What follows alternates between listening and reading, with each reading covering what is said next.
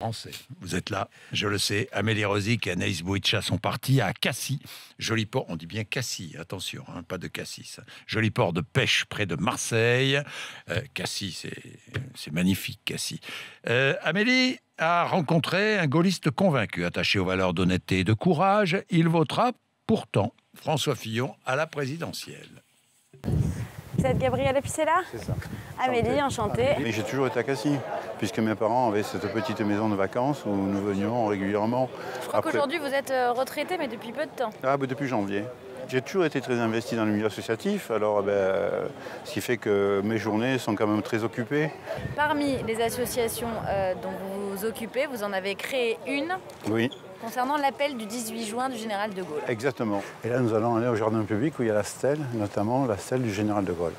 Quelles sont les grandes valeurs, selon vous, qui le représentent? Honnêteté. Honnêteté, courage. Votre première réponse, c'est l'honnêteté. Vous êtes militant Les Républicains. Oui. Est-ce que vous êtes mal à l'aise vis-à-vis de ce qui se passe autour de François Fillon aujourd'hui? Non, pas du tout. Je ne suis pas du tout mal à l'aise parce que je pense que si on doit faire le procès d'un homme, il faut faire le procès de tous les hommes qui se présentent. Monsieur Macron aussi, on parle de fausses déclarations sur le patrimoine. Le Pen est un examen aussi, elle refuse carrément elle de se présenter. Je crois que dans la politique, c'est évident que c'est pas bien. Je ne dis pas que je cautionne. Mais après, personne n'est à l'abri, à ce niveau de la politique, d'un cadeau. Est-ce que vous allez voter? Ah oui, oui, bien sûr. Je voterai pour ma famille politique. Voilà. Donc François Fillon. Pour ma famille politique. Quel est votre rêve pour la France? C'est de retrouver son rang au niveau international.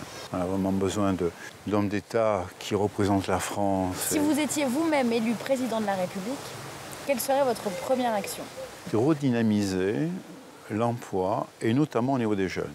Eh bien, je débloquerai de l'argent pour permettre à ces jeunes qui décident d'aller en alternance, qui décident d'aller apprendre des métiers manuels, je vais les aider par une prime mensuelle à aller au bout de leur diplôme, au bout de leur métier. Au revoir.